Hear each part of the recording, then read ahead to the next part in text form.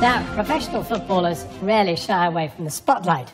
But one player is quite happy to preserve his anonymity. The secret footballer writes freely on the game in an anonymous newspaper column and in a new book, sparking a guessing game online about his identity. Well, the secret footballer agreed to do his first ever television interview with us, on the condition we kept his identity under wraps and his voice distorted. And even we don't know it, but we have received assurances that he is indeed a professional player, but have been unable to verify that for ourselves. Normally we only give anonymity to in exceptional circumstances like that of a victim or a whistleblower. So I began by asking him, which are you? Get off the fence, John. I don't know. I could be either, I guess. I don't really look at it in those terms. I just think that there is a lot to say about football, which hasn't been said, which needs a certain degree of anonymity to it. Are you afraid of the fans on the terraces, or your mates in the changing room, in the dressing room? No, neither really. It's more to get away from the bias of being connected with a team or being a name. And the things that I'm talking about in the books and in the articles really are given. People are willing to open their mind to what I'm saying or what I'm writing. You don't like the way people like us in the media talk about intellectual activity in football. You see, take cricket or rugby, there are loads of people who have been to university, got really good degrees in both those sports.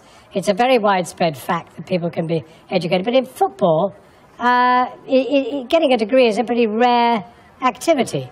We are made up of essentially a lot of kids on council estates who are taken into big clubs at a very young age. There's kids going in now at 9 and 10. Well, I've looked at some of the academies, footballing academies, especially Premier Division clubs, and they don't offer the opportunity really to take A-levels and play football. I completely agree with you, John, wholeheartedly, and it is something that needs to look at. There isn't enough that's going on in that respect at the moment, and that is an area which I would like to write more about and bring to people's attentions and perhaps get more involved in myself. There's certainly so much more that we can do, and I completely agree. We do owe it to these kids if we're going to take them at a young age and remove their education essentially. We do owe it to them. But you know something, secret footballer?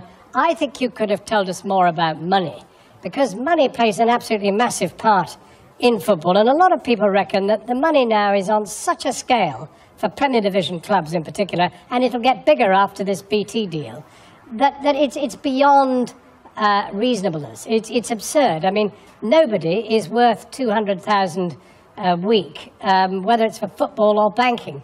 And frankly, you seem to see it as completely acceptable.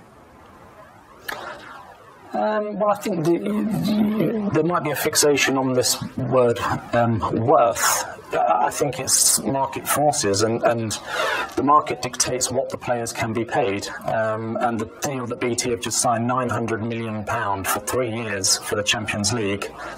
Well, clearly the money is there, then, isn't it? Well, as you're anonymous, and you've confessed that you've been at some point in your career traded for quite a few million, you could tell us what your best earning period was. I mean, not the year, but how much you were paid, roughly.